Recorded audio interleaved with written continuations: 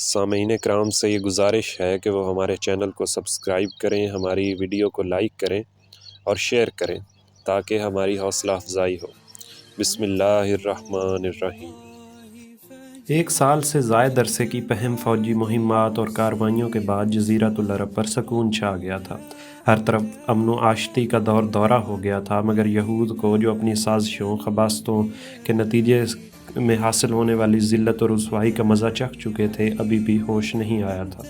انہوں نے غدر و خیانت اور مکر و سازش کے مکروہ نتائج سے کوئی سبق نہیں سیکھا تھا۔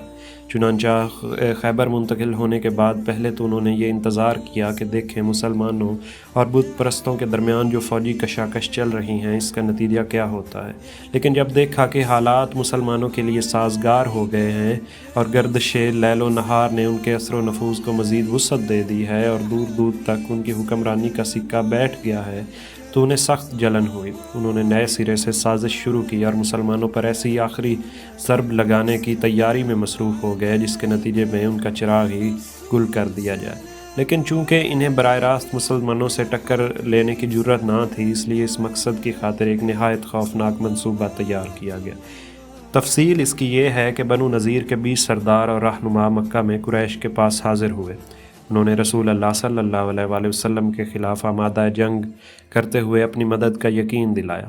قریش نے ان کی بات مان لی، چونکہ وہ احد کے روز میدان بدر میں مسلمانوں سے صف آرائی کا عہد و پیمان کر چکے، اس کے خلاف ورزی کر چکے تھے، اس لیے ان کا خیال تھا کہ اب اس مجوزہ جنگی اقدام کے ذریعے وہ اپنی شہرت بھی بحال کر لیں گے اور اپنی کہی ہوئی بات بھی پوری کر دیں گے۔ اس کے بعد یہود کا یہ وفد بنو غطفان کے پاس گیا اور قریش ہی کی طرح انہیں بھی آمادہ جنگ کیا۔ وہ بھی تیار ہو گئے۔ پھر اس وفد نے بقیہ قبائل عرب میں گھوم گھوم کر لوگوں کو جنگ کی ترغیب دی اور ان قبائل کے بھی بہت سے افراد تیار ہو گئے۔ غرض اس طرح یہود سیاست کاروں نے پوری کامیابی کے ساتھ کفر کے تمام بڑے بڑے گروہوں اور جتھوں کو نبی کریم صلی اللہ علیہ وآلہ وسلم اور آپ کی دعوت اور مسلمانوں کے خلاف بھڑکا کر جنگ کے لیے تیار کر لیا۔ اس کے بعد طے شدہ پروگرام کے مطابق جنوب سے قریش، کنانہ، تہامہ اور دوسرے حلیف قبائل نے مدینہ کی جانب کوچ کیا اور ان کا سپہ سالار اعلیٰ ابو سفیان تھا۔ ان کی تعداد 4000 تھی۔ یہ لشکر جب کچھ آگے پہنچا تو بنو سلیم بین میں آ کر شامل ہو گئے۔ ادھر اسی وقت مشرق کی جانب سے غطفانی قبائل فزارہ، مرہ اور اشجاع نے کوچ کیا۔ فزارہ کا سپہ سالار عینیہ بن حسین تھا، بنو مرہ کا حارث بن عوف اور بنو اشجاع کا مسعر بن رخلیہ تھا۔ انہی کے ضمن میں بنو اسد اور دیگر قبائل کے بہت سے افراد بھی شامل تھے۔ ان سارے قبائل نے ایک مقررہ وقت اور مقررہ پروگرام کے مطابق مدینہ کا رخ کیا۔ اس لیے چند دن کے اندر مدینہ کے پاس 10,000 سپاہ کا ایک زبردست لشکر جمع ہو گیا۔ یہ اتنا بڑا لشکر تھا کہ غالباً مدینہ کی پوری آبادی عورتوں، بچوں، بوڑھوں اور جوانوں کو ملا کر بھی اس کے برابر نہ تھی۔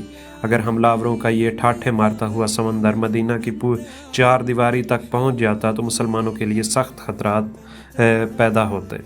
کچھ عجب نہیں کہ ان کی جڑ کٹ جاتی اور ان کا مکمل صفایا ہو جاتا، لیکن مدینہ کی قیادت نہایت بیدار مغز اور چوکس قیادت تھی۔ ان کی انگلیاں ہمیشہ حالات کی نبض پر رہتی تھیں اور وہ حالات کا تجزیہ کر کے آنے والے واقعات کا ٹھیک ٹھیک اندازہ لگا لیتے تھے۔ ان سے نمٹنے کے لیے مناسب ترین اقدامات بھی اٹھاتے۔ چنانچہ کفار کا لشکر عظیم جو ہی اپنی جگہ سے حرکت میں آیا اور مدینہ کے مخبرین نے اپنی قیادت کو اس کی اطلاع فراہم کر دی۔ اطلاع پاتے ہی رسول صلی اللہ علیہ وآلہ وسلم نے ہائی کمان کی مجلس شورا منعقد کی، دفاعی منصوبے پر صلاح و مشورہ کیا۔ اہل شورا نے غور و خوض کے بعد حضرت سلمان فارسی رضی اللہ تعالیٰ عنہ کی ایک تجویز متفقہ طور پر منظور کی۔ یہ تجویز حضرت سلمان فارسی رضی اللہ تعالیٰ عنہ نے ان لفظوں میں پیش کی کہ اے اللہ کے رسول صلی اللہ علیہ وآلہ وسلم، فارس میں جب ہمارا محاصرہ کیا جاتا تو ہم اپنے گرد خندق کھود لیتے۔ یہ بڑی باحکمت دفاعی تجویز تھی۔ اہل عرب اس سے واقف نہ تھے۔ رسول اللہ صلی اللہ علیہ وآلہ وسلم نے اس تجویز پر فوراً عمل درآمد شروع کر دیا۔ ہر 10 آدمی کو 40 ہاتھ خندق کھودنے کا کام سونپ دیا اور مسلمانوں نے پوری محنت اور دل جمعی سے خندق کھودنی شروع کر دی۔ رسول اللہ صلی اللہ علیہ وآلہ وسلم نے اس کام کی ترغیب دیتے اور عملاً اس میں پوری طرح شریک بھی رہتے۔ چنانچہ صحیح بخاری میں حضرت سہیل بن سعد رضی اللہ تعالیٰ عنہ سے مروی ہے کہ ہم لوگ رسول اللہ صلی اللہ علیہ وآلہ وسلم کے ساتھ خندق میں تھے، لوگ کھدائی کر رہے تھے اور ہم اپنے کندھوں پر مٹی ڈھو رہے تھے۔ اسی اثنا میں رسول اللہ صلی اللہ علیہ وآلہ وسلم نے فرمایا، ترجمہ: اے اللہ، زندگی تو بس آخرت کی ہے، پس مہاجرین اور انصار کو بخش دے۔ ایک دوسری روایت میں حضرت انس رضی اللہ تعالیٰ عنہ سے مروی ہے کہ رسول اللہ صلی اللہ علیہ وآلہ وسلم خندق کی طرف تشریف لائے تو دیکھا مہاجرین و انصار ایک ٹھنڈی صبح میں کھودنے کا کام کر رہے ہیں۔ ان کے پاس غلام نہ تھے، ان کی بجائے غلام یہ کام کر دیتے۔ آپ صلی اللہ علیہ وآلہ وسلم نے ان کی مشقت اور بھوک کو دیکھ کر فرمایا، اے اللہ، یقیناً زندگی تو آخرت کی ہے، پس انصار اور مہاجرین کو بخش دے۔ انصار و مہاجرین نے اس کے جواب میں فرمایا، ہم وہ ہیں کہ ہم نے ہمیشہ کے لیے جب تک کہ باقی ہیں حضور صلی اللہ علیہ وآلہ وسلم سے جہاد پر بیعت کی ہے۔ صحیح بخاری ہی میں ایک روایت حضرت براء بن عازب رضی اللہ تعالیٰ عنہ سے مروی ہے کہ میں نے رسول اللہ صلی اللہ علیہ وآلہ وسلم کو دیکھا کہ آپ خندق سے مٹی ڈھو رہے تھے، یہاں تک کہ غبار سے آپ کے شکم کی جلد ڈھانک دی تھی۔ آپ کے بال بہت زیادہ تھے۔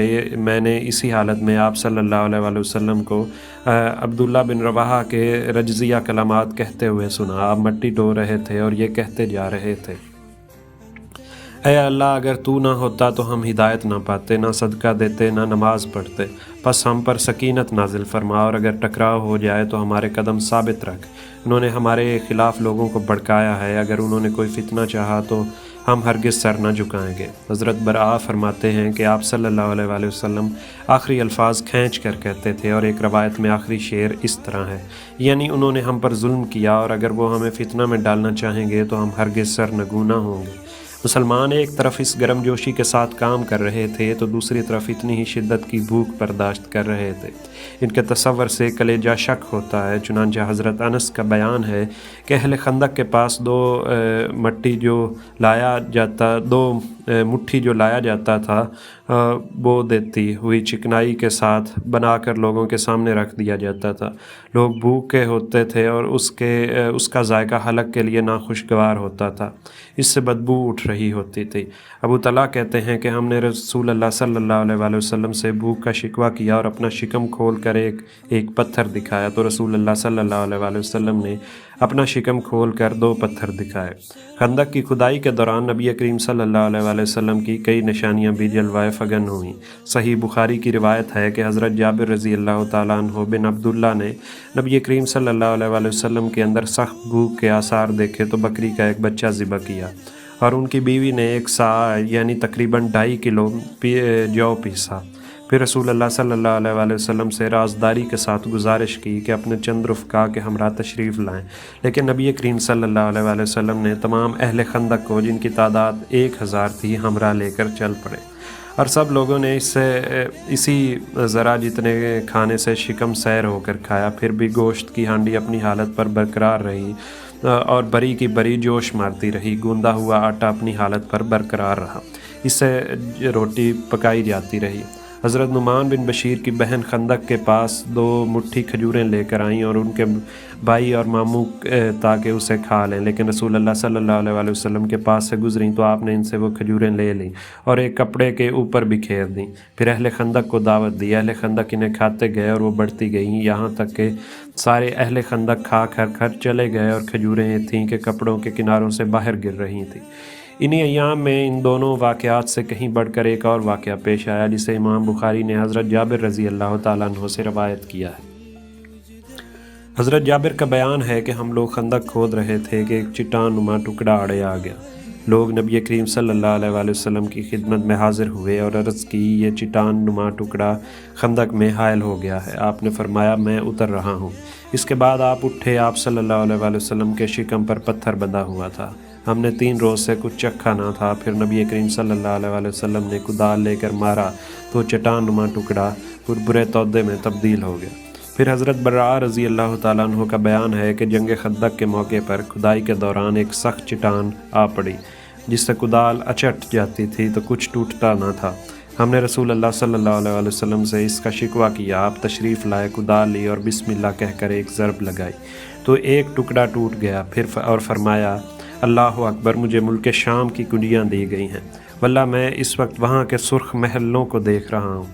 پھر دوسری ضرب لگائی تو ایک دوسرا ٹکڑا کٹ گیا اور فرمایا اللہ اکبر، مجھے فارس دیا گیا ہے، واللہ میں اس وقت مدائن کا سفید محل دیکھ رہا ہوں۔ پھر تیسری ضرب لگائی اور فرمایا بسم اللہ تو باقی ماندہ چٹان بھی کٹ گئی اور فرمایا اللہ اکبر، مجھے یمن کی کنجیاں دی گئی ہیں، واللہ میں اس وقت وہاں اپنی اس جگہ سے صنعاء کے پھاٹک دیکھ رہا ہوں۔ ابن اسحاق نے ایسی ہی روایت حضرت سلمان فارسی سے ذکر کی ہے۔ چونکہ مدینہ شمال کے علاوہ باقی اطراف سے لاوے کی چٹانوں، پہاڑوں اور کھجور کے باغات سے گرا ہوا تھا، اور نبی کریم صلی اللہ علیہ وآلہ وسلم ایک ماہر اور تجربہ کار فوجی کی حیثیت سے یہ جانتے تھے کہ مدینے پر اتنے بڑے لشکر کی یورش صرف شمال ہی سے کی جا سکتی ہے، اس لیے آپ نے صرف اسی جانب خندق کھدوائی۔ مسلمانوں نے خندق کھودنے کا کام مسلسل جاری رکھا اور دن بھر کھدائی کرتے اور شام کو گھر پلٹ جاتے، یہاں تک کہ مدینہ کی دیواروں تک کفار کے لشکر جرار کے پہنچنے سے پہلے مقررہ پروگرام کے مطابق خندق تیار ہو گئی۔ ادھر قریش اپنا 4000 کا لشکر لے کر مدینہ پہنچے تو روما اور جرف اور زغابہ کے درمیان مجمع السیال میں خیمہ زن ہوئے، اور دوسری طرف غطفان اور ان کے نجدی ہم سفر 6000 کی نفری لے کر آئے تو احد کے مشرقی کنارے زمب نقمہ میں خیمہ زن ہوئے، جیسا کہ قرآن مجید میں ارشاد ہے۔ اور جب اہل ایمان نے ان جتھوں کو دیکھا تو کہا یہ وہی چیز ہے جس کا اللہ اور اس کے رسول نے ہم سے وعدہ کیا ہے، اور اللہ اور اس کے رسول نے سچ ہی فرمایا تھا، اور اس حالت نے ان کے ایمان اور جذبہ اطاعت کو اور بڑھا دیا۔ لیکن منافقین اور کمزور نفس لوگوں کی نظر ان پر پڑی تو ان کے دل دہل گئے۔